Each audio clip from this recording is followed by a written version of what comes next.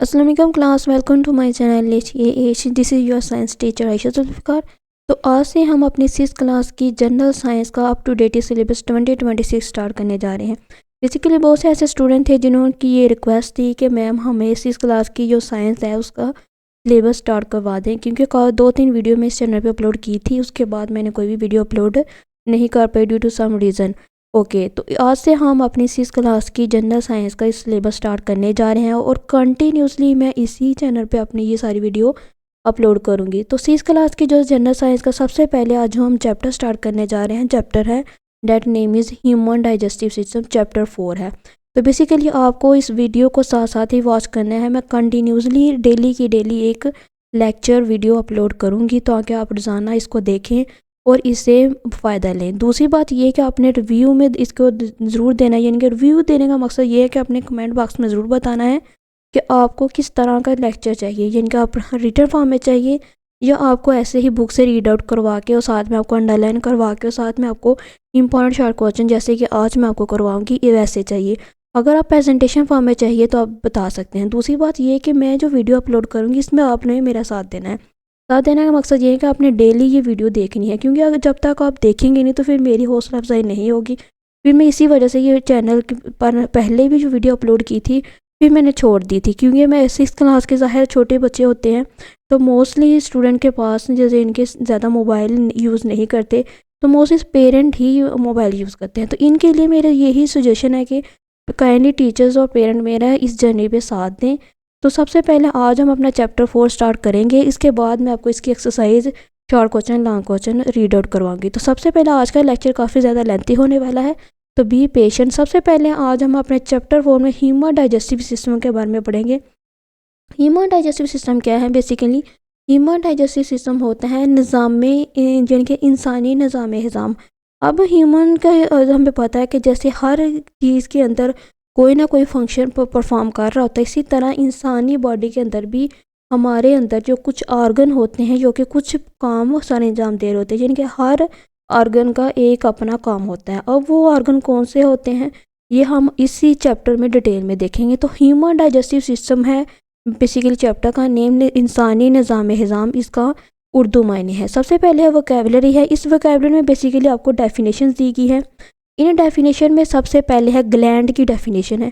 अब ग्लैंड्स क्या होते हैं? ग्लैंड्स बेसिकली एक तरह के हमारी बॉडी के अंदर एक ऑर्गन है। ऑर्गन का मैं यहाँ से आपको बताऊँ कि ऑर्गन क्या है। ऑर्गन बेसिकली एक पार्ट होता है हमारी बॉडी का, जिस तरह एक मशीन है, मशीन के अंदर डिफरेंट डिफरेंट पार्ट्स होते हैं जिसे हमने नाम दिया है फॉर इलेक्ट्रॉनिक है, या इसका ये प्लग है, या इसका पेचकस है। तो ये इस तरह डिफरेंट डिफरेंट जो नेम होते हैं मशीन के अंदर, सेम एज इट ह्यूमन यानी कि इंसानी जिस्म के अंदर भी ऑर्गन होते हैं, बॉडी पार्ट्स होते हैं। उन बॉडी पार्ट्स का डिफरेंट डिफरेंट काम होता है, डिफरेंट डिफरेंट फंक्शन होते हैं। डिफरेंट डिफरेंट फंक्शन में डिफरेंट डिफरेंट काम सारे अंजाम देते हैं।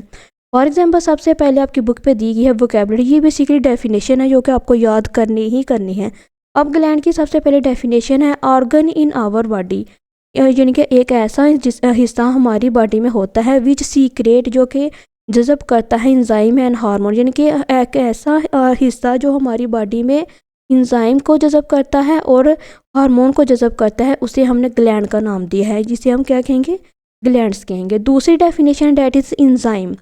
इंजाइम की डेफिनेशन क्या है कि टाइप ऑफ प्रोटीन है, ये किस्म की प्रोटीन्स होती हैं that speed of the chemical reaction, जो कि केमिकल रिएक्शन को तेज़ करती हैं, अकरिंग इन आवर बॉडी, जो कि हमारी बॉडी यानी कि हमारे जिस्म के अंदर होती है। यानी कि ये एक ऐसी किस्म की प्रोटीन्स होती हैं जो कि हमारी जिस्म में केमिकल रिएक्शन को तेज़ करती हैं, उसे हम इंजाइम कहते हैं। यहाँ तक क्लियर हो गया इंजाइम की डेफिनेशन।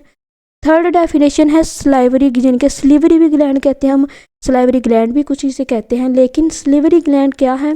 अब ये भी बेसिकली एक तरह का ऑर्गन है जो कि हमारी बॉडी में पाया जाता है। लेकिन ऑर्गन कहाँ पाया जाता है? The gland in oral cavity, ये ओरल कैविटी में पाया जाता है। ओरल कैविटी मीन्स हमारे मुंह के अंदर पाया जाता है ये। विच सीक्रेट, जो कि जज़ब करता है सलाइवा कंटेनिंग द एंजाइम, ताकि क्या बना सके? एंजाइम को बना सके। That start the digestion process, जिससे क्या होगा कि हमारी जो खुराक है वो जल्दी से हज़म होगी। Process in the oral cavity, basically ये एक ऐसी इस किस्म का ग्लैंड होता है जो कि हमारे मुंह के अंदर बनता है, जिससे क्या होता है जो इंजाइम यानी कि सलाइवा जनरेट करता है। इस सलाइवा में क्या होता है? इंजाइम होते हैं इस एंजाइम से क्या होगा कि हम जो खुराक खाते हैं वो आसानी से हजम हो जाए, आसानी से डाइजेस्ट हो जाए। इसे हम स्लीवरी या स्लाइवरी ग्लैंड कहते हैं। ओके, नेक्स्ट है गैस्ट्रिक ग्लैंड। तो गैस्ट्रिक ग्लैंड क्या है, ये सारी इसकी डेफिनेशन जो आपको याद करनी ही करनी है, क्योंकि ये चैप्टर के इस पूरे चैप्टर में डिफरेंट जगह पे ये आएंगे। तब मैं आपसे ज़रूर पूछूंगी कि हमने स्टार्ट में क्या पढ़ी थी इसकी डेफिनेशन। ओके, नेक्स्ट है गैस्ट्रिक ग्लैंड। गैस्ट्रिक ग्लैंड क्या है कि gastric gland in the wall, ये ग्लैंड ऐसे वॉल यानी कि वॉल ऑफ द स्टमक, यानी कि ये मैदे की वॉल्स की दीवारों के साथ होते हैं, विच सीक्रेट गैस्ट्रिक जूस, जो कि गैस्ट्रिक जूस को क्या करते हैं, जज़ब करते हैं, एंड कंटेन द एंजाइम, और एंजाइम बनाते हैं that facilitate the digestion process in the stomach. Basically gastric gland एक ऐसे ग्लैंड होते हैं जो कि मैदे की वॉल के अंदर गैस्ट्रिक जूस को बनाते हैं, ताकि हम एंजाइम और इसके जो खुराक है वो इजीली क्या हो, डाइजेस्ट हो जाए, इसीलिए हजम हो जाए। ये है गैस्ट्रिक ग्लैंड की डेफिनेशन। फिफ्थ वन है सॉरी, बाइल। अब बाइल्स क्या है, बेसिकली ये एक किस्म का फ्लूइड है, ये एक किस्म का मादा है। फ्लूइड है बेसिकली लिक्विड है एक किस्म का, fluid release by the liver. ये एक ऐसा फ्लूइड है जो कि लीवर से क्या खारिज होता है, and store in the gall bladder, यानी कि ये एक ऐसा फ्लूइड है जो कि जिगर से खारिज होता है और गॉल ब्लैडर में जमा होता है। It help in digestion of fat. और ये किसके लिए काम आता है, ये जितनी भी हमारे अंदर चर्बी है उसको हजम करने में ये काम आता है। फैट्स का मतलब है यहाँ चर्बी है, ठीक है जी। जितनी भी हमारे अंदर चर्बी है उसको क्या करता है, उसको ये जज़ब करता है, हजम करता है। डाइजेशन मीन्स हजम है। ओके, तो बाइल्स का ये फंक्शन है बेसिकली। ये आपको एमसीक्यूज भी पूछा जाएगा कि बाइल्स का what is a function of Biles, तो आपने बताना है कि ये हमारी बॉडी के अंदर जितनी भी चर्बी है उसको हजम करने में मदद करता है बाइल। और ये कहाँ स्टोर होता है, ये गॉल ब्लैडर में स्टोर होता है। थर्ड लास्ट वन है basically pancreatic juice. Pancreatic juice क्या है, juice release by the pancreas. ये एक ऐसा जूस है जो कि पैंक्रियाज से रिलीज होता है, and it contain enzyme and that complete digestion या स्मॉल इंटेस्टाइन। ये एक ऐसा जूस है जो कि पैंक्रियाज से खारिज होता है और ये इंजाइम बनाता है ताकि हमारी बॉडी के जो स्मॉल इंटेस्टाइन है उसमें जो खुराक है उसको आसानी से क्या करे, हजम कर सके। इसे हम पैंक्रियाटिक जूस कहेंगे। तो अभी तक हमने अपनी चैप्टर की सिर्फ वोकेबलरी को रीड आउट किया है। इस वोकेबलरी में डिफरेंट डेफिनेशन थी जो कि आपको ऑलरेडी याद करनी होगी, क्योंकि इसके विदाउट इसको चैप्टर को स्टार्ट किए ही मैं पहले से बता दूँ ये डेफिनेशन बहुत ज़्यादा इंपॉर्टेंट है। नेक्स्ट है, आपने स्क्रीन पे देख सकते हैं, अपना पेज करें first open, that is recall what you have learn in a previous class. याद करिए आपने प्रीवियस यानी कि प्रीवियस क्लास में क्या पढ़ा था, 5th क्लास में आपने क्या पढ़ा था। We have learn about the following in chapter 1 and 3 of this book. हमने इस बुक के चैप्टर 1 और 3 में पढ़ा था, क्या पढ़ा था, the organ involve in a digestive system human body. जो ऑर्गन है ह्यूमन बॉडी के अंदर क्या करते हैं, इंसानी निज़ाम हज़म के तौर पर काम करते हैं। द फूड कंटेनिंग, और खुराक में होते हैं carbohydrate, fats, protein, vitamin and minerals. Vitamin भी कह सकते हैं, वाइटामिन भी कह सकते हैं, जो भी आपको ईजी लगे, क्योंकि आप अभी छोटे बच्चे हैं तो आपको विटामिन कहें या विटामिन कहें वो आप कुछ भी कह सकते हैं। ओके, तो ये है बेसिकली, यानी कि हम अपनी प्रीवियस क्लास में चैप्टर 1 और 3 में इस बुक में हमने पढ़ा था कि जो इंसानी निज़ाम है उसमें डिफरेंट ऑर्गन प्रेजेंट होते हैं, और जो खुराक होती है वो खुराक में कार्बोहाइड्रेट, जैसे कि स्क्रीन पे देख सकते हैं, ये कार्बोहाइड्रेट है। कार्बोहाइड्रेट में एग्स आएंगे, पोटैटोज आ जाएंगे, ब्रेड आ जाएंगी। विटामिन में जितने भी वाइटामिन बेसिकली जो फ्रूट्स होंगे वो आ जाएंगे। नेक्स्ट है मिनरल्स में आ जाएंगे, ये हमारी जूस वगैरह, ये फ्रूट्स वगैरह। और जो फैट्स में भी जितनी भी ऑयली चीज़ें हैं ये सारी फैट्स में आएंगी। और प्रोटीन में ये हमारे पास एग आ जाएंगे, फ़िश आ जाएंगी, जितनी भी हमारे पास दालें हैं ये सारी हमारे किसके पास आ जाएंगी, किस में आ जाएंगी, प्रोटीन्स में आ जाएंगी।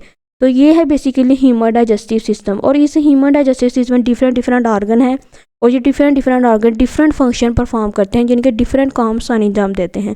सबसे पहले है एसोफेगस का, आप देख लें, ये इसे हम क्या नाम दे, इसके हमें एसोफेगस का नाम दिया है। ये हमारे पास जो छोटी छोटी नालियाँ हैं हमारे जिस्म के अंदर, इसे हमने स्मॉल इंटेस्टाइन का नाम दिया है। और ये जो ऊपर जो मोटी सी आपको नाली इर्द गिर्द दिखाई दे रही है, ये क्या है, ये लार्ज इंटेस्टाइन है, जो कि क्लून की फॉर्म में होती है। और ये हमारा मैदा है जिसे हम स्टमक का नाम दिया है, और ये जिगर है, ठीक है। और नेक्स्ट है अपेंडिक्स है, और ये यहाँ पे बेसिकली अपेंडिक्स होता है, जिसे हम अक्सर कहते हैं अपेंडिक्स का ऑपरेशन करवाया है। तो ये है बेसिकली अपेंडिक्स हमारी बॉडी में इस जगह पे होता है। नेक्स्ट है रेक्टम है, और ये है रेक्टम है। ओके, तो ये हम इस चैप्टर में वी लर्न हम पढ़ेंगे, क्या पढ़ेंगे, what is the digestion of food. Digestion of food क्या है, यानी कि खुराक को हजम करना किसे कहते हैं। And why do food containing carbohydrate, fats and protein, और खुराक में कार्बोहाइड्रेट, फैट्स और प्रोटीन क्यों होती हैं। एंड नीड टू डाइजेस्ट, हमें इसे हजम करने की क्यों ज़रूरत होती है। And the organ and process involve in digestion, और जो ऑर्गन और जो अमल होता है हजम करने में वो क्यों इन्वॉल्व होता है, क्यों शामिल होता है। ठीक है, इस चैप्टर में हम ये 3 चीज़ें देखेंगे। सबसे पहले है डाइजेशन। डाइजेशन क्या है। अगर डाइजेशन बेसिकली होता है हजम करना, आप यहाँ पे लिख सकते हो हजम करना। डाइजेशन मीन्स हजम करना। ओके, इस तरह बॉल पॉइंट से राइट नहीं हो रहा। ओके, डाइजेशन मीन्स हजम करना। फॉर एग्जांपल, आपने अभी खाना खाया है, आप जैसे ही उस खाने को खाते हैं वो हमारे लार्ज इंटेस्टाइन से स्मॉल इंटेस्टाइन की तरफ जाता है, उसे हम कहते हैं डाइजेशन। यानी कि जो हम खाना खा रहे हैं, जो खुराक खा रहे हैं, उसका हजम हो जाना, उसे हम कहते हैं डाइजेशन। इस डाइजेशन में बेसिकली हम इंसान भी आते हैं और इसमें एनिमल्स भी आते हैं, लेकिन आपका जो चैप्टर सिर्फ ह्यूमंस पर है, इसलिए सिर्फ हम ह्यूमंस की ही बात करेंगे, हम एनिमल्स की बात नहीं करेंगे। ओके, तो डाइजेशन का मतलब होता है खुराक का हजम होना। जो हम खुराक खाते हैं वो हजम हो जाए, उसे हम डाइजेशन कहते हैं। The food we eat mostly consist of large and complex molecule of carbohydrate. जो खुराक हम खाते हैं वो मुश्तमिल होती है छोटे और बड़े मालिक्यूल्स में। किसके मालिक्यूल्स में, कार्बोहाइड्रेट्स के, फैट्स के, प्रोटीन्स के एंड एट्सेट्रा। यानी कि जो खुराक हम खाते हैं वो बड़े और छोटे मालिक्यूल्स, कार्बोहाइड्रेट के मालिक्यूल्स और फैट और प्रोटीन के मालिक्यूल्स पर मुश्तमिल होती है। These complex food molecules can not pass across the wall of small intestine for the absorption in the blood. और ये मालिक्यूल्स जो बड़े मालिक्यूल्स होते हैं, जो कम्प्लेक्स फूड मालिक्यूल होते हैं, वो स्मॉल इंटेस्टाइन से जज़ब होके क्या होते हैं, इजीली जज़ब होके नहीं निकल सकते जब तक वो इजीली क्या हो, वो small intestine absorption in the blood, जब तक वो हमारे खून में तब तक ऑब्जॉर्व नहीं होंगे जब तक वो स्मॉल इंटेस्टाइन से पास होकर ना निकले। इन ऑर्डर टू गेट, इसके लिए हम हासिल करते हैं food absorb in the blood for a transport to every part of the body. इसके लिए हम क्या करते हैं, हम अपने खुराक को जज़ब करते हैं ब्लड में ताकि वो ट्रांसपोर्ट कर सके, यानी कि हम मुंतकिल कर सके हमारी जो हम खुराक खाते हैं वो जिस्म के हर हिस्से तक। बेसिकली यहाँ कहने का मतलब ये है कि हम जो खुराक खाते हैं वो हमारी जिस्म के हर हिस्से तक पहुँच सके, उसके लिए हम जो खुराक खाते हैं उसको जज़ब होना बहुत ज़्यादा ज़रूरी है। It is a first broken down into a smaller diffusible pieces which can passes across the wall of small intestine. तो इसके लिए सबसे पहले जो खुराक का सबसे पहले टूटना ज़रूरी है स्मॉल डिफ्यूजेबल पीसीज में, यानी कि छोटे छोटे डिफ्यूजेबल हज़म होने वाले टुकड़ों में, एंड ताकि वो पास हो सके हमारे स्मॉल इंटेस्टाइन से। जब तक खुराक हमारे स्मॉल इंटेस्टाइन से पास नहीं होगी वो हमारे ब्लड तक नहीं पहुंचेगी। यहाँ बेसिकली यहाँ ये मकसद है। ओके, तो सबसे पहले इस पेज में अपने सिर्फ डेफिनेशन करनी है डाइजेशन की, कि डाइजेशन क्या है, कि यहाँ से अब लेके यहाँ तक इसकी डेफिनेशन करेंगे। The food eat mostly consist of large and complex molecules of carbohydrate, fats and protein and the complex food molecule can not pass across the wall of small intestine. Okay, ये यहाँ पे ये एक MCQ बन रहा है, तो आपने ये MCQ करना है। ओके, इसको आप अंडरलाइन कर लें। नेक्स्ट है द प्रोसेस ड्यूरिंग, एक ऐसा अमल जो कि मुश्तमिल होता है large and complex food molecules, बड़े और कम्प्लेक्स खुराक के टुकड़ों पर, और broken down into a smaller piece, और टूटते हैं छोटे टुकड़ों में, which can pass through the wall of small intestine, ताकि वो आसानी से स्मॉल इंटेस्टाइन में ज़रिए क्या हो, पास हो जाए, गुजर जाए, and absorb in the blood, और हमारे खून में क्या हो, अब्जॉर्व हो जाए, जज़ब हो जाए। इसका डाइजेशन ऑफ फूड, ये है एक्चुअल डेफिनेशन डाइजेशन की। डाइजेशन क्या है, डाइजेशन एक ऐसा अमल है जिसमें छोटे और बड़े खुराक के मालिक्यूल्स छोटे छोटे टुकड़ों में टूट कर हमारे खून में हल हो जाए, उसे हम कहेंगे डाइजेशन ऑफ फूड, इनके खुराक का हजम होना। ये आपने यहाँ से डेफिनेशन करनी। अभी तक आपने सिर्फ ऊपर वाली वोकैबुलरी करनी थी, उसके बाद आपने डाइजेशन का यहाँ एक MCQ करना था कि डाइजेशन में कोई लार्ज और कम्प्लेक्स मालिक्यूल्स होते हैं जिसमें कार्बोहाइड्रेट है, फैट है, प्रोटीन है, और नेक्स्ट आपने ये यहाँ पे इसकी डेफिनेशन करनी थी। ओके, बाकी आपने कुछ भी अभी तक इसमें से नहीं करना, सिर्फ डाइजेशन की यहाँ पे क्या करनी है, इसकी डेफिनेशन करनी है। नेक्स्ट है इसमें बताया गया the complete digestion food comprises of 2 process, यानी कि जो कंप्लीट डाइजेशन है, जो खुराक का पूरा मुकम्मल निज़ाम है दो प्रोसेस पर मुश्तमिल होता है, दो कैटेगरी पर मुश्तमिल होता है, दो चीज़ों पर मुश्तमिल होता है, दो अमल पर मुश्तमिल होता है। कौन सा है? Physical digestion and chemical digestion. Physical digestion, अब यहाँ पे आपको एक शॉर्ट क्वेश्चन में पूछा जाता है right the two types of digestion, तो ये आप लिख सकते हैं हेडिंग टाइप्स ऑफ डाइजेशन, और ये शॉर्ट क्वेश्चन भी पूछा जाएगा यहाँ से कि बहुत दफ़ा ट्रिकी और यानी कि कॉन्सेप्चुअल शॉर्ट क्वेश्चन भी पूछा जाता है कि write down the types of digestion, तो आप ये यहाँ पे हेडिंग बना सकते हैं टाइप्स ऑफ डाइजेशन। कौन सी है टाइप्स? एक फिजिकल डाइजेशन है, एक इसकी टाइप, और दूसरी है केमिकल डाइजेशन। और फिजिकल केमिकल डाइजेशन क्या है ये भी हम देख लेते हैं। अभी तक मैंने आपको फिर से बता रही हूँ, मैंने अभी तक आपको सिर्फ डाइजेशन की डेफिनेशन करवाई है, एक एमसीक्यूज़ करवाया है और ऊपर स्टार वाली वोकैबुलरी करवाई है। नेक्स्ट मैंने आपको टाइप्स के बारे में बताया है। ओके, तो फिजिकल और केमिकल डाइजेशन आप स्क्रीन पे देख सकते हैं कि फिजिकल डाइजेशन क्या है और केमिकल डाइजेशन क्या है, इनको भी हम देख लेते हैं। ये बेसिकली टाइप है डाइजेशन की। फिजिकल डाइजेशन क्या होता है? The crushing of a large food molecule into a smaller piece, यानी कि जो खुराक के बड़े टुकड़ों को छोटे टुकड़ों में चबाना, उसे हम फिजिकल डाइजेशन कहते हैं। ओके, फिजिकल डाइजेशन का सबसे मतलब क्या है कि फिजिकली कोई चीज़ हम अमली तौर पर काम कर रहे हैं। फॉर एग्जांपल आपने एक कॉपी उठाई है, एक पेंसिल उठाया है, तो ये आपने क्या किया? ये आपने फिजिकली उठाई है, यानी कि अमली तौर पर उठाई है। ठीक है, फिजिकली मतलब यानी कि जिसमें हमारी बॉडी इन्वॉल्व हो, यानी कि हमारी बॉडी हिस्सा ले, उसे हम फिजिकल कहते हैं। ये आपने गिलास उठाया, या आपने कप उठाया है, या आपने पानी पिया, तो ये आपने क्या किया है? ये आपने फिजिकली किया है। और केमिकली मीन्स यानी कि हमारी बॉडी के अंदर जो केमिकल है वो खुद ही वो काम सारे अंजाम देंगे, वो केमिकल होगा। फिजिकल और केमिकल में आपने कंफ्यूज नहीं होना। फिजिकल वो जो हम अपने हाथों से करें, जो हम खुद करें, ठीक है, वो हम फिजिकली कहेंगे। और केमिकली वो ऐसे काम जो कि हमारी बॉडी खुद ब खुद करे, यानी कि उसमें आपकी इन्वॉल्वमेंट नहीं होगी, उस पर आप अपने हाथ से उसको टच नहीं करेंगे। फॉर एग्जाम्पल जितने भी इंजाइम हैं ये हमारी बॉडी के अंदर है, ये बाहर नहीं है। ओके, तो ये हमारी बॉडी के अंदर ही काम सारे इंजाम होंगे। तो फिजिकल डाइजेशन का बेसिकली मकसद है कि जितने भी जो खुराक के बड़े मालिक्यूल हैं उनको छोटे टुकड़ों में काटना, किसके ज़रिए? क्रशिंग के ज़रिए, चबा के, तो हम उसे कहेंगे फिजिकल डाइजेशन। अब ये फिजिकल डाइजेशन होती क्या है? It is the oral cavity, यानी कि हमारे मुंह के अंदर होती है। हम जो खुराक खाते हैं, फॉर एग्जाम्पल आपने रोटी का एक टुकड़ा खाया है, उसको आपने चबाया है, पहले वो बड़ा था, उसको चबा के आपने छोटा किया है, इसे हम कहेंगे फिजिकल डाइजेशन। और ये हमारा अमल कहाँ होता है? ओरल कैविटी, यानी कि हमारे मुंह के अंदर। द लार्ज फूड मॉलिक्यूल्स, हम हमारे मुंह के अंदर जो बड़े टुकड़े हैं खुराक के, और च्यूड, हम उसे चबाते हैं। च्यूड का मतलब है चबाना। एंड क्रश, और उसके तोड़ते हैं to smaller piece with the help of teeth and tongue. और उसे हम किसके ज़रिए तोड़ते हैं? ज़ुबान के ज़रिए और दांतों के ज़रिए तोड़ते हैं। यानी कि हम अपने मुंह के अंदर जो खुराक लेते हैं उसे हम ज़ुबान के ज़रिए और दांतों के ज़रिए तोड़ते हैं। उसे हम क्या नाम दिया? फिजिकल डाइजेशन का नाम दिया। Muscular wall of stomach also broke down the food into smaller piece, और जो हमारे जो स्टमक के अंदर जो मस्कुलर वाल है वो भी इस खुराक को तोड़ती है छोटे पीसेस में, छोटे टुकड़ों में। नेक्स्ट है chemical digestion. Chemical digestion the change of the non diffusible food molecules into diffusible soluble food molecules with the help of some chemical substances. तो बेसिकली नॉन डिफ्यूजेबल मॉलिक्यूल ऐसे मॉलिक्यूल जो कि टूटते नहीं, जो कि इजीली डिफ्यूजेबल ना हो, और डिफ्यूजेबल मॉलिक्यूल जो कि इजीली हल हो जाएं। इसका क्या मतलब है? इजीली ऐसे मॉलिक्यूल जो कि ऐसे मादा जो कि आसानी से हल हो जाएं, और ऐसे मॉलिक्यूल जो कि आसानी से हल ना हो उसे हम नॉन डिफ्यूजेबल कहते हैं।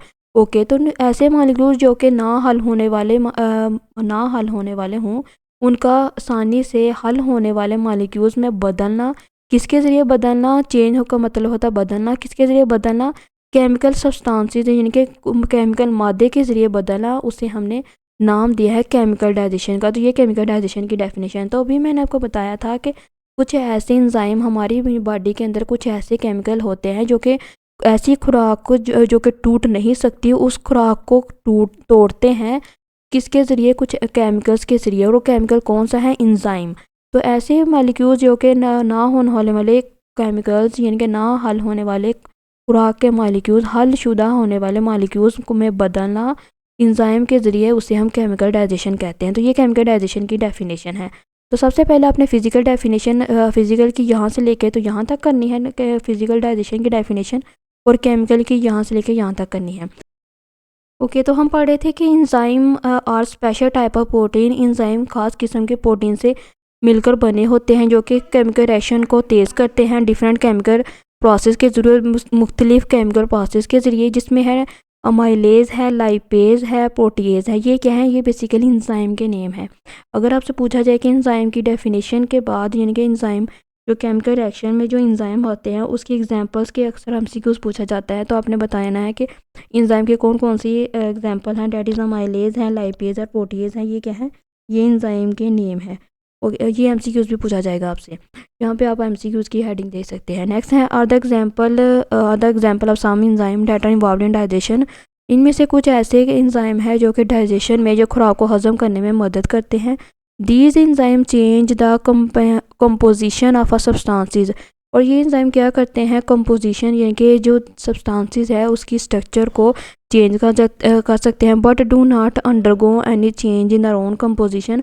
लेकिन अपनी कंपोजिशन, यानी कि अपनी हालत को बदलते नहीं। यानी कि एंजाइम में एक ऐसी सब्सटेंसेस है जो कि अपनी एंजाइम बेसिकली कंपोजिशन, सब्सटेंसेस की कंपोजिशन को बदल सकते हैं, बट अपनी जो कंपोजिशन है उसको बदल नहीं सकते। इसे हमने नाम दिया है एंजाइम का। तो एंजाइम की यहाँ से आप एग्जांपल दे सकते हैं, माइलेज, लाइपेज, प्रोटीन। तो अभी तक आपने सिर्फ फिजिकल डाइजेशन और केमिकल डाइजेशन की डेफिनेशन करनी है। इसके बाद सिर्फ आपने एंजाइम के ये एमसीक्यूज के तौर पर देखना है कि एंजाइम की डिफरेंट टाइप्स है, माइलेज है, लाइपेज है, प्रोटीएज है। तो ये बेसिकली इसकी टाइप्स भी है और इसकी एग्जाम्पल भी हैं। उसके बाद हम देखेंगे अपना एक एक्टिविटी आपकी बुक पे दी गई है 4.1। इस 4.1 में एक्टिविटी में क्या दिया गया है तो देख लेते हैं। सबसे पहले है राइट द सी एंगेज्ड। अगर आपका जो ऑप्शन है, फॉर एग्जाम्पल ये ऑप्शन में सी देना है, सी का मतलब है करेक्ट है, एंड आई एंगेज है इनकरेक्ट। अगर स्टेटमेंट राइट होगी यानी कि ठीक होगी तो आपने सी लिखना है, अगर इनकरेक्ट होगी तो आपने आई लिखना है। इन द मिडल कॉलम, इस मिडल के कॉलम में, and also correct the incorrect statement right it's next column. और अपने जो स्टेटमेंट राइट गलत होगी ना उसको राइट भी करके लिखना है। तो सबसे पहले हम इसको देख लेते हैं कि bread, rice, potato and are the source of, यानी कि जो ब्रेड है और जो राइस है, पोटैटो है, ये सोर्स है प्रोटीन का। तो इसके आगे आएगा बेसिकली इनकरेक्ट। ये यहाँ क्या आएगा? इनकरेक्ट आएगा, क्योंकि जो ब्रेड, राइस और पोटैटो किसका सोर्स है? ब्रेड, राइस और पोटैटो बेसिकली कार्बोहाइड्रेट का सोर्स है। तो आपने यहाँ प्रोटीन की जगह आपने लिखना है कार्बोहाइड्रेट। उसके बाद है butter and oil are the source of fat. जो बटर और ऑयल है ये सोर्स है फैट का। तो इसके आगे आपने सी लिखना है। तो ये करेक्ट है, सेम एज इट आपने ये स्टेटमेंट इधर लिख देंगे। नेक्स्ट है fish and egg are the source of carbohydrate. तो इसके आगे भी आपने इनकरेक्ट लिखना है, क्योंकि ये इनकरेक्ट है, ठीक नहीं है। इसके क्योंकि fish and egg are the source of basically protein है। तो आपने इधर क्या लिखना है? इधर आपने प्रोटीन लिखना है, प्रोटीन लिखेंगे पी से, ठीक है। आपने वो सारे स्टेटमेंट वैसे लिख देने, बस लास्ट पेज पे प्रोटीन लिख देना है। इसके बाद है आपकी इंक्वायरिंग दी गई है 4.1 टीचर गाइड। या बेसिकली आपकी टीचर आपको करवाएगी। फैसिलिटेट द स्टूडेंट, बच्चों को फैसिलिटेट करें। Conduct a discussion on the following hypothesis. एक हाइपोथेसिस कंडक्ट करना है बेसिकली। इस हाइपोथेसिस में क्या बताना है? इस हाइपोथेसिस में बताना है कि enzyme are the specific in their function. जो एंजाइम है वो स्पेसिफिक फंक्शन परफॉर्म करते हैं। Why do you conclude from the discussion. और आपने इस कंक्लूजन यानी कि इस डिस्कशन से आपने जो नतीजा निकाला था उससे आपने क्या अखज़ किया है। तो इसका आंसर आप लिख सकते हैं कि enzyme are the specific in their function. अब यहाँ से लिख सकते हैं इसका आंसर कि enzyme are the special type of protein in our body that speed the different chemical process. Amylase, lipase, protease and सेटा the example of some enzyme that involve for the digestion of food. इसके बाद अगर आप यहाँ से अगर नहीं करनी होगी तो आपने, मैंने जो फर्स्ट वोकैबुलरी में आपको एंजाइम की डेफिनेशन करवाई थी ना, आप वो भी राइट कर सकते हैं। तो इसका आंसर आप यहाँ से लेके यहाँ तक राइट डाउन कर सकते हैं, किसका? एंजाइम का। ये इस डिस्कशन यानी कि ये इन 2 लाइनों पर आप ये लिख सकते हैं। उसके बाद हैं ह्यूमन डाइजेस्टिव सिस्टम, इंसानी निज़ाम के ये कुछ पार्ट्स हैं, उनको बताया गया है। किस में क्या बताया गया है? ह्यूमन डाइजेस्टिव सिस्टम जो इंसानी निज़ाम है ये मुश्तमिल होता है। कौन सी? इसका मतलब होता है मुश्तमिल फॉर अ लॉन्ग ट्यूब, एक लंबी ट्यूब पर, जिसे हमने कॉल्ड एलिमेंट्री कैनाल, जिसे हमने एलिमेंट्री का कैनाल का नाम दिया है, एंड डाइजेस्टिव ग्लैंड और डाइजेस्टिव ग्लैंड का नाम दिया है। यानी कि ह्यूमन जो इंसानी निज़ाम है एक लंबी ट्यूब पर मुश्तमिल होता है, जिसे हमें एलिमेंट्री कैनाल और डाइजेस्टिव ग्लैंड का नाम दिया है। तो ये बेसिकली एलिमेंट्री कैनाल है, ये देख सकते हैं। और ये डाइजेस्टिव ग्लैंड। अब जिस डाइजेस्टिव ग्लैंड्स में लीवर आएगा, gall bladder, pancreas, small intestine, large intestine, इन सब चीज़ों का हम ना वन बाय डिस्कस कर लेते हैं। तो सबसे पहले हम एलिमेंट्री कैनाल के बारे में देख लेते हैं। एलिमेंट्री कैनाल होता क्या है? तो जैसे कि आप स्क्रीन पे देख सकते हैं कि एलिमेंट्री कैनाल है basically alimentary canal is a long tube. ये एक लंबी ट्यूब होती है इन आवर बॉडी, हमारी जिस्म में, विच बिगेन एट द माउथ, जो कि मुंह से स्टार्ट होती है, एंड एंड द एनस, और कहाँ तक ख़त्म होती है? एनस पर ख़त्म होती है। एक सेकेंड आप ये देखें, यानी कि ये एक ऐसी ट्यूब है, ये देखें, ये यहाँ मुंह से स्टार्ट होगी और ये एनस तक ख़त्म होगी। इसे हमने एलिमेंट्री कैनाल का नाम दिया। आप फिर से देख ले, ये देखें, ये यहाँ मुंह से स्टार्ट होगी और कहाँ पे ख़त्म होगी? मुंह से स्टार्ट होने के बाद ये एनस पर ख़त्म होगी। इसे हमने एलिमेंट्री कैनाल का नाम दिया। ओके, इसे हम कहेंगे एलिमेंट्री कैनाल।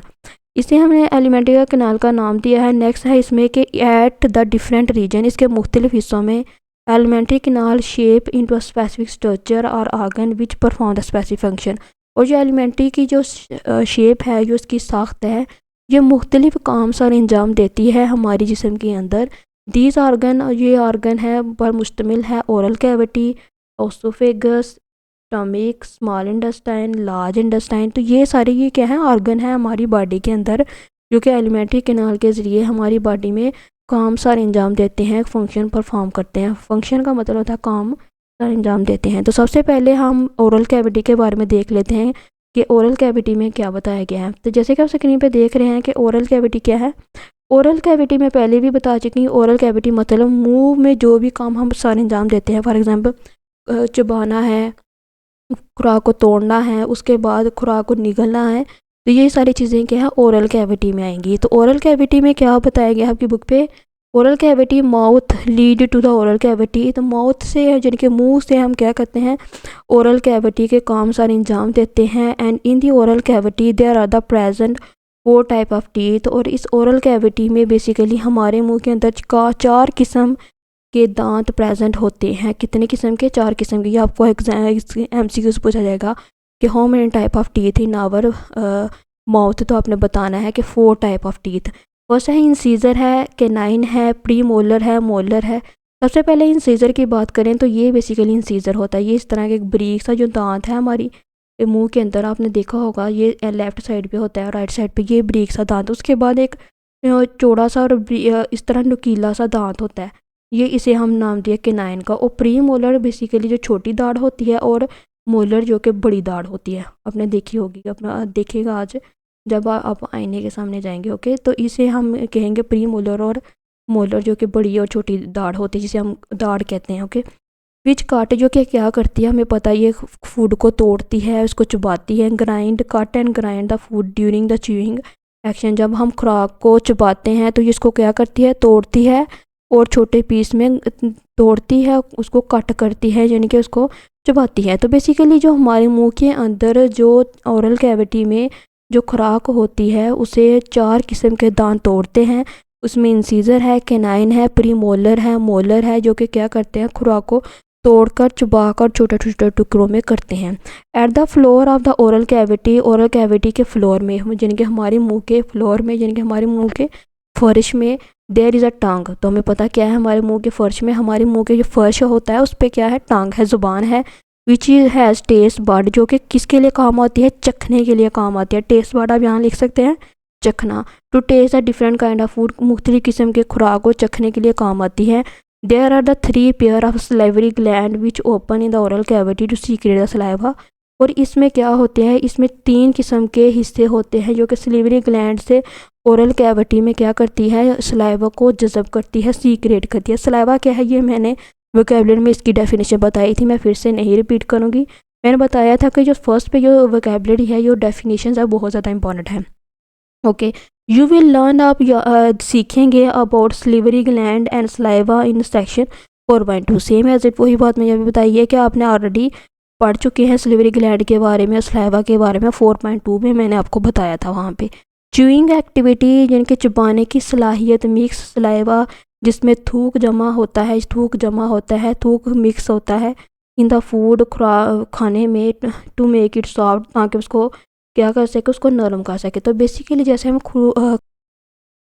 तो बेसिकली जो हम खुराक खाते हैं वो खुराक जैसे हम चबाते हैं उसमें सलाइवा जमा होता है, और सलाइवा जमा होने से क्या होता है, वो जो खुराक हम खा रहे हैं वो नरम होती है और छोटे छोटे टुकड़ों में टूट जाती हैं। दीवाल च्यूड एंड आगे है soft and food is swallowed in the oesophagus. Food जैसे है उस खुराक को हम चबाते हैं तो वो सॉफ्ट हो जाती है, जिसकी वजह से वो आसानी से हम उसे निगल जाते हैं। स्वेलड का मतलब होता है निगलना। एसोफेगस के ज़रिए थ्रू द फेरेंक्स, और कहाँ जाती है एसोफेगस के ज़रिए, फेरेंक्स तक जाती हैं। Pharynx serve as a passage for food to enter the oesophagus and air from the nose enter to the larynx. Basically जो फेरेंक्स है ये क्या करता है, ये खुराक को गुजारता है एसोफेगस तक, और जो एयर है यानी कि हमारे हम जो नाक के ज़रिए हवा अपने अंदर लेके जाती है वो कहाँ एंटर होती है, वो लेरेंक्स में एंटर होती है। ये देखिए ये फेरेंक्स है। बेसिकली हमारी जो गर्दन है, गर्दन के नीचे एक नाली है, उसे हमने फेरेंक्स का नाम दिया है, ये देखें। और ये हमारा माउथ है, ये इसकी ओरल कैविटी है जिसमें हम जिनके ज़ुबान के ज़रिए हम चीज़ें क्या करते हैं, चबाते हैं। और ये हमारा सलीवरी ग्लैंड है, ये आपके ठोड़ी के जिनके कान के पास होगा। बेसिकली आप इसको महसूस भी कर सकते हैं, फिंगर से आप इसे टच करेंगे तो एक हड्डी नुमा आपको चीज़ नज़र आ रही होगी। तो ये हमारा बेसिकली क्या है, ये हमारा सलाइवरी ग्लैंड है। ओके, तो यहाँ तक हमारा हो गया ओरल कैविटी। इस ओरल कैविटी में बेसिकली अभी तक सिर्फ हमने क्या करना है, एलिमेंट्री कैनाल को अपने यहाँ से लेके ना, एलिमेंट्री कैनाल की सिर्फ ये डेफिनेशन करनी है, छोटी सी एलिमेंट्री कैनाल की, यहाँ से लेके यहाँ तक। उसके बाद आपने करना है ओरल कैविटी की डेफिनेशन। ओरल कैविटी की डेफिनेशन में आप यहाँ से लेके सिर्फ यहाँ तक करेंगे। और इसमें मोस्ट इम्पॉर्टेंट और कंसेप्चुअल क्वेश्चन क्या है कि write down the types of teeth and what are the types of teeth, which are the types of teeth. तो ये है इसमें इंपॉर्टेंट क्वेश्चन के टाइप्स ऑफ टीथ के बारे में आपसे पूछा जाएगा। तो आपको पता होना चाहिए कि कौन से टाइप्स ऑफ टीथ, इंसीजर है, केनाइन है, प्री मोलर है, मोलर है। ओके, यहाँ तक हमारा हो गया है चैप्टर। नेक्स्ट है इसमें, इसके बाद है हमारे बुक का पेज नंबर 44 के बाद 45 के बाद 46। अब इन सीजर एंड चैनल शेप्ड होते हैं। बेसिकली ये इसमें आप ये देखें, जो हमने अभी दांतों के बारे में पढ़ा था ना, ये इसमें बताया गया, थोड़ी सी इंफॉर्मेशन दी गई है आपको। इन सीजर क्या है, ये चैनल शेप्ड के होते हैं। ये बेसिकली इस तरह के बेसिकली होते हैं, ये नुकीले शेप के होते हैं। और these are use to cut food, और ये खुराक को तोड़ने में काम आते हैं। के नाइन आर द कोनिकल और ड्रैग शेप्ड, ये इस तरह के गोल से होते हैं, यानी कि एक नुकीला, थोड़ा सा गोल हो और नुकीला हो। और ये क्या करते हैं, these are use for the tearing, और ये खुराक को तोड़ने में काम आते हैं। Pre molar are the flat, pre molar flat होते हैं, चपटे होते हैं, आपको पता है, दाने। एंड इसमें क्या होता है, टू कॉप्स, जो दो कॉप शेप होते हैं जिसे हम प्रोजेक्शन का नाम दिया है ऑन द सर्फेस। और ये किसके लिए काम आते हैं, they are use to crush food, ये खुराक को तोड़ने के लिए काम आते हैं। Molar are the flat, molar भी फ्लैट होते हैं विद द फोर कॉप, ये फोर कॉप्स। बेसिकली ये दाढ़ है, एक छोटी दाढ़ है, एक बड़ी दाढ़ है। And the molar use for grind the food, और ये खुराक को क्या करने हैं, ग्राइंड करने के लिए, यानी तोड़ने के लिए काम आते हैं। तो ये मैं पहले भी आपको बता चुकी हूँ। नेक्स्ट है इसोफेगस क्या है। तो इसोफेगस के बारे में हम देख लेते हैं कि इसोफेगस है बेसिकली, ये भी हमारी बॉडी के अंदर एक ऑर्गन है, उसे हमने नाम दिया है इसोफेगस का। Oesophagus is a narrow muscular tube, ये एक छोटी मस्कुलर नाली है through which food passes through the oral cavity. इसके ज़रिए जो खुराक है ओरल कैविटी से गुजर कर स्टमक तक जाती है, यानी कि एसोफेगस एक ऐसी छोटी सी नाली है जिसके ज़रिए खुराक ओरल कैविटी से जिगर तक जाती है। स्टमक मतलब जिगर, और सॉरी स्टमक का मतलब होता है मैदा, और लीवर का मतलब होता है जिगर। ठीक है, तो एसोफेगस एक ऐसी छोटी सी नाली है जो कि खुराक को ओरल कैविटी से मैदे तक लेके जाती है, इसे हम एसोफेगस कहेंगे। तो आपने एसोफेगस की यहाँ से लेके यहाँ तक डेफिनेशन कर लेनी, बहुत छोटी सी डेफिनेशन है, लेकिन ये ज़्यादा इंपॉर्टेंट नहीं है, एसोफेगस के बारे में ज़्यादा पूछा नहीं जाता। नेक्स्ट है स्टमक। स्टमक क्या है अभी, अच्छा ओके, अभी तक जितने भी मैंने आपको शॉर्ट क्वेश्चन करा ये सारे ट्रिकी क्वेश्चन हैं, यानी कि कंसेप्चुअल क्वेश्चन जो अक्सर टीचर पेपर में पूछते हैं। नेक्स्ट है स्टमक। स्टमक क्या है, हमारा मैदा। मैदे में क्या है, आपको पता है कि मैदे में क्या होता है कि stomach is a bag shape structure, ये एक बैग शेप स्ट्रक्चर होती है, जिनके बैग नुमा थैली होती है।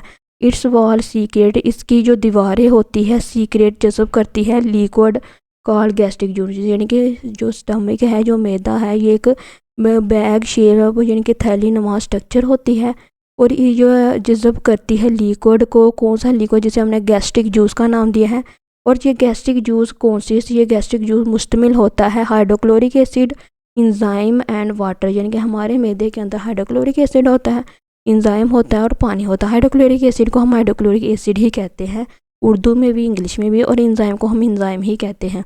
और ये क्या करते हैं, ये स्पीड अप करते हैं, यानी कि केमिकल रिएक्शन को तेज़ करते हैं। और वाटर पानी, okay. The muscular action of the stomach wall mix the food with enzyme and hydrochloric acid.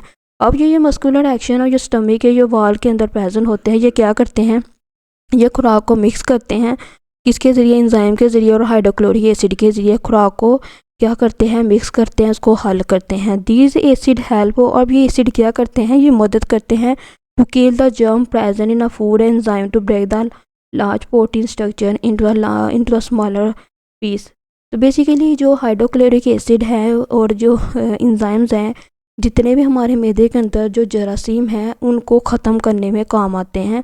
तो उसके ज़रिए क्या होता है कि हमारी जो मैदे में यानी कि स्टमक में जितने भी जो जर्म्स हैं वो क्या होते हैं, वो ख़त्म होते हैं, ताकि जो प्रोटीन्स है वो छोटे छोटे टुकड़ों में कट हो सके। ठीक है, तो बेसिकली ये हमारी बॉडी के लिए बहुत ज़्यादा ज़रूरी होते हैं, हाइड्रोक्लोरिक एसिड और enzyme. The food stay about 4 hour, यानी कि एक खुराक जो हम खाते हैं ना, फॉर एग्जाम्पल आपने अभी खाना खाया है, वो 4 घंटे के लिए हमारे स्टमक पर रहती है, यानी कि 4 घंटे तक हमें भूख नहीं लग सकती। इसकी वजह यह है कि जो हम खुराक खाते हैं वो 4 घंटे तक लगातार हमारे मैदे में रहती है। और सेमी लिक्विड, और जो सेमी लिक्विड होते हैं फूड खुराक, यानी कि जूस है जो हम पी रहे हैं, फ़र्क है, माल्टे का जूस पी रहे हैं, एप्पल का जूस पी रहे हैं एंड बनाना शेक पी रहे हैं, तो ये सारे क्या है, ये सारे सेमी लिक्विड खुराक है, सेमी लिक्विड फूड है। Is release from the stomach to the small intestine at a interval. लेकिन जो सेमी लिक्विड फूड है वो क्या होती है, वो स्टमक के ज़रिए स्मॉल इंटेस्टाइन में पास हो जाती है, वो खारिज हो जाती है। तो ये है बेसिकली अभी तक हमने किसके बारे में पढ़ा है, एसोफेगस के बारे में पढ़ा है और स्टमक के बारे में पढ़ा है। तो स्टमक में आपने सिर्फ स्टमक की यहाँ से लेके और यहाँ तक डेफिनेशन करेंगे वाटर तक, और इसके बाद आपने स्टमक के कुछ भी करने की ज़रूरत नहीं। ओके, इसके बाद है small intestine and large intestine. Small intestine और लार्ज इंटेस्टाइन की हम बात करें तो सबसे पहले स्मॉल यानी कि बड़ी नाली और छोटी नाली, और इसे हम अगर उर्दू में बोले तो बड़ी नाली और छोटी नाली। Small intestine is the colloidal muscular tube, यानी कि एक गोल किस्म की इस तरह की शेप होती है, एक इस तरह की नाली होती है। And it is about 6 to 7 metre long, और ये 6 से 7 मीटर लंबी होती है। The first part of the small intestine get the bile from the gall bladder and pancreatic juice from the pancreas. और जो फर्स्ट हिस्सा है स्मॉल इंटेस्टाइन का वो क्या करता है, वो बाइल से गॉल ब्लैडर तक और पैंक्रियाटिक जूस से पैंक्रियास तक जाता है। ये देखिए आपने, ये क्या है, ये इसकी जो गॉल ब्लैडर थे ना। ओके, स्मॉल इंटेस्टाइन अभी मैंने जो बताई थी कि ये हमारे मैदे के अंदर ये इस तरह हमारा मैदा था, और उसके अंदर इस तरह जो छोटी छोटी जो एक नाली थी, तो हम इसे स्मॉल इंटेस्टाइन का नाम दिया। तो इसके इर्द गिर्द एक मोटी सी नाली थी, उसे हमने लार्ज इंटेस्टाइन का नाम दिया। मैं अभी आपको दिखा देती हूँ। ये देखें, ये है बेसिकली स्मॉल इंटेस्टाइन, और ये क्या है, ये लार्ज इंटेस्टाइन है।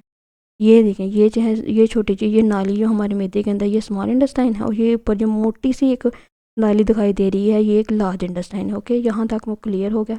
नेक्स्ट है स्मॉल इंटेस्टाइन और लार्ज इंटेस्टाइन के बारे में क्या है कि स्मॉल इंटेस्टाइन में जो होती नाली होती है, these enzyme present in pancreatic juice and complete the digestion of small intestine. और ये एंजाइम क्या करते हैं, पैंक्रियाटिक जूस से खुराक को हजम करते हैं स्मॉल इंटेस्टाइन तक। And the second part of the small intestine has a million of tiny finger like projection called villi. अब ये विलाई की डेफिनेशन है, ये बेसिकली कॉन्सेप्चुअल क्वेश्चन है, वो डिफाइन द विलाई। तो आपने ये विलाई की डेफिनेशन करनी है, सॉरी आपने यहाँ से विलाई की डेफिनेशन करनी है कि क्या है विलाई की डेफिनेशन, कि villi is it has a tiny finger like projection called villi, it a small present in a small intestine.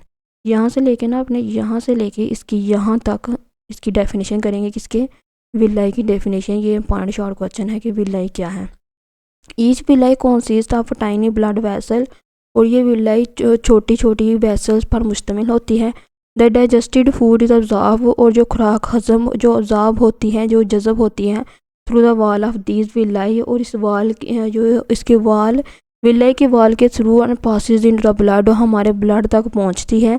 और जो undigested food particles are passes in to the large intestine, और जो ऐसी खुराक जो हमारे में जो हम इजीली डाइजेस्ट नहीं कर पाते वो कहाँ तक कहाँ पहुँचती है, वो लार्ज इंटेस्टाइन तक पहुँचती है। तो बेसिकली विलाई का काम ये है कि ये छोटे छोटे प्रोजेक्शन लाइक फिंगर्स होती हैं जो कि खुराक को हज़म करती हैं और ये ब्लड वेसल्स में पहुंचती है। और बेसिकली इसी की वजह से हमारी जो खुराक है हमारे खून तक पहुंचती है। हम अक्सर पूछते हैं कि जो हम खुराक खाते हैं वो हमारे ब्लड को कैसे मिलती है, तो ये विलाई की वजह से मिलती है। नेक्स्ट है लार्ज इंटेस्टाइन है। आपने अभी तक सिर्फ इसमें स्मॉल इंटेस्टाइन की डेफिनेशन करनी है, यहाँ से लेके तो यहाँ तक करनी है आपने स्मॉल इंटेस्टाइन की डेफिनेशन, और इसके बाद आपने विलाई की, स्मॉल इंटेस्टाइन की और लार्ज इंटेस्टाइन की ज़्यादा ये शॉर्ट क्वेश्चन भी आपकी एक्सरसाइज में है, आप वहीं से कर लेंगे। लेकिन आपने सिर्फ विलाई के बारे में याद रखना है कि विलाई क्या है, ये क्या है, स्मॉल इंटेस्टाइन है और जो कि टीनी फिंगर लाइक प्रोजेक्शन होती है। ये इंपॉर्टेंट शॉर्ट क्वेश्चन है। नेक्स्ट है लार्ज इंटेस्टाइन क्या है, बड़ी नाली क्या है। द सम वाटर, कुछ पानी, एंड मिनरल साल्ट, कुछ पानी और नमकियात, और also absorb into the blood, कुछ पानी और नमकियात भी हमारे जिस्म में खून के ज़रिए हल हो जाती है। किसके ज़रिए, लार्ज इंटेस्टाइन के ज़रिए। एंड द रिमेनिंग वेस्ट, और जो वेस्ट बच जाता है, जो कुछ मादा जो बच जाता है वो क्या होता है, into the rectum as a faeces, rectum के ज़रिए जिनके फीसिस के ज़रिए हमारी बॉडी से निकल जाता है। विच आर एक्सपेल्ड और थ्रू द आंसर, और कुछ जो है वो हमारे एनस के ज़रिए निकल जाता है।